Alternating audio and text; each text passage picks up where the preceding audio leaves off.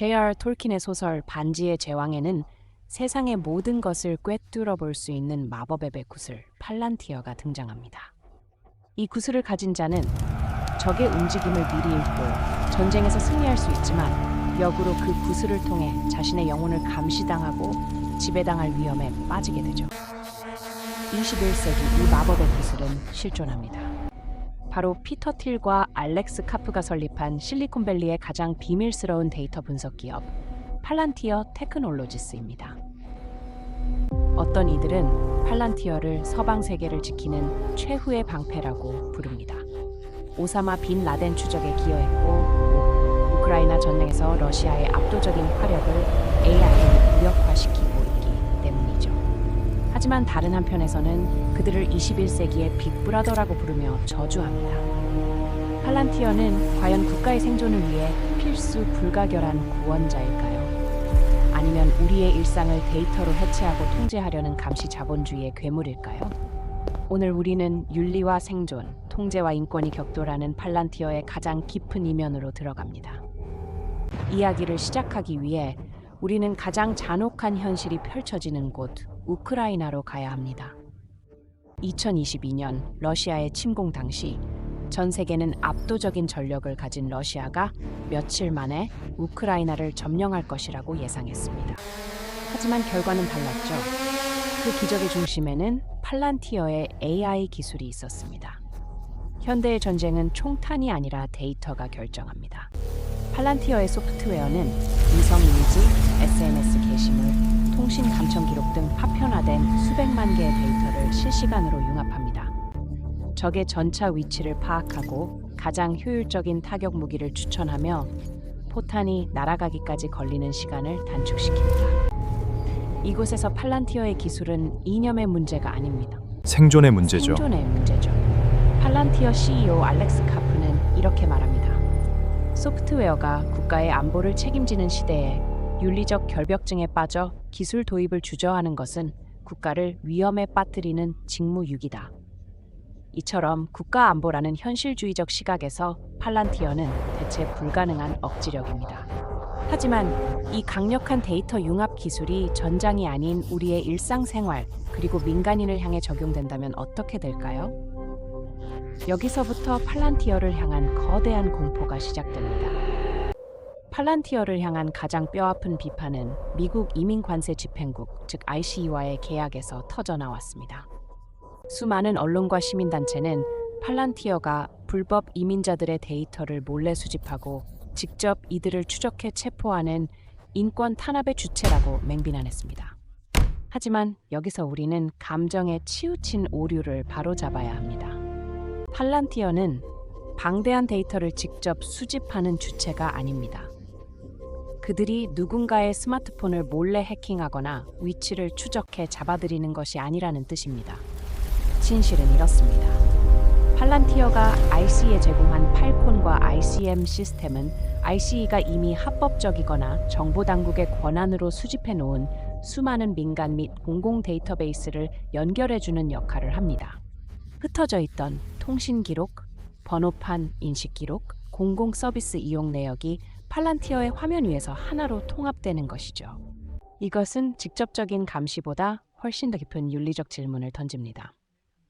팔란티어는 이민자를 억압적으로 추적하고 체포하는 IC의 작전을 극도로 효율적으로 전개할 수 있도록 인프라 환경을 설계해 주었습니다. 무기를 직접 쏘진 않았지만 조준경의 0점을 완벽하게 맞춰준 셈이죠. 정당한 법 집행을 위한 기술적 지원인가? 아니면 반인권적 국가 폭력을 돕는 기술의 공모인가? 팔란티어가 제공한 것은 데이터 그 자체가 아니라 데이터를 권력으로 바꾸는 압도적인 효율성이었습니다. 무대와 타겟이 국가 안보에서 민간 의료로 넘어오면서 논란은 폭발했습니다.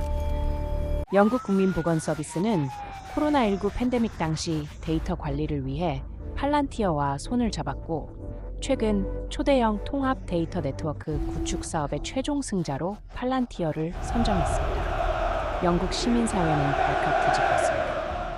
팔란티어가 영국 국민의 민감한 건강 데이터를 독점적으로 소유하고 이를 영리 목적으로 팔아넘길 위험이 크다.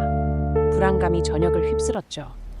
하지만 이 역시 절반의 팩트와 절반의 오해로 이루어져 있습니다. 데이터의 소유권을 팔란티어가 가져간다는 것은 사실이 아닙니다. 계약 구조상 팔란티어는 병원 데이터를 분석하는 운영 인프라만 제공할 뿐 데이터의 소유권은 여전히 영국 보건당국에 있습니다. 더욱이 개인정보 유출을 원천 봉쇄하기 위해 팔란티어와는 완전히 무관한 보안 기술 업체인 IQVIA가 프라이버시 강화 기술을 적용합니다. 이중 암호화와 접근 통제권은 전적으로 NHS가 쥐고 있죠. 네. 시스템적으로 팔란티어가 데이터를 몰래 빼돌려 파는 것은 불가능에 가깝습니다.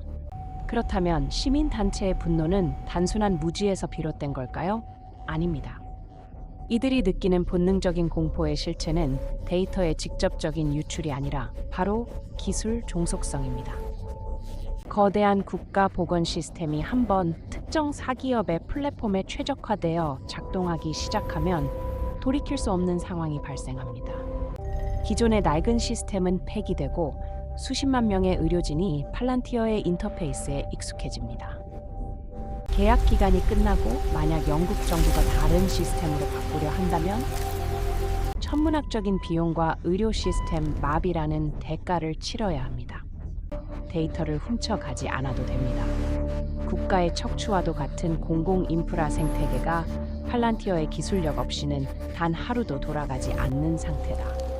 이것이 바로 영국 사회가 팽배하게 느끼는 진정한 통제권 상실의 공포입니다. 정부는 플랫폼을 빌려 쓴다고 생각하지만 사실은 플랫폼이 국가의 두뇌를 대체해 버리는 것이죠. 국가의 생존을 지키는 가장 강력한 무기이면서 동시에 국가기관의 행정력을 괴물 같은 효율성으로 끌어올리는 기술. 팔란티어의 시스템은 정확히 이 지점에서 위태롭게 진동하고 있습니다. 인공지능 무기화와 대형 기술 기업의 공공 인프라 잠식이라는 21세기 감시 자본주의의 거대한 화두는 팔란티어란 이름 아래 하나로 묶입니다. 우리는 인정해야 합니다. 전체주의 국가의 위협과 테러리즘, 복잡해지는 사회 시스템을 방어하기 위해 팔란티어의 놀라운 기술력이 필요하다는 냉혹한 현실을 말합니다. 기술 안보적 당위성은 분명히 존재합니다. 하지만 동시에 질문해야 합니다. 효율성과 안보라는 명목하에 핵심 공공 인프라의 신경망을 소수의 천재들이 지배하는 사기업에 외주화했을 때 민주주의의 통제력은 과연 온전할 수 있을까요? 기술은 결코 선악을 구분하지 않습니다. 단지 그것을 사용하는 주체의 의지를 증폭시킬 뿐이죠. 톨킨의 구슬 팔란티어가 그랬던 것처럼 말입니다. 데이터를 지배하는 자가 세상을 지배하는 시대. 이 마법의 구슬을 안전하게 다룰 수 있는 지혜와 강력한 민주적 통제 장치 없이 우리는 기술의 편리함에 스스로 눈을 가리고 있는 것은 아닐까요? 오늘 영상이 우리가 직면한 가장 차갑고 거대한 현실을 이해하는 데 도움이 되셨길 바랍니다. 국가 안보와 프라이버시라는 양립하기 어려운 이 거대한 딜레마 속에서 여러분의 생각은 어떠신가요? 복잡한 세상의 이면을 가장 날카롭고 깊이 있게 해부하는 콘텐츠, 앞으로도 놓치고 싶지 않으시다면 지금 바로 와이하우 구독과 좋아요 부탁드립니다. 시청해주셔서 감사합니다.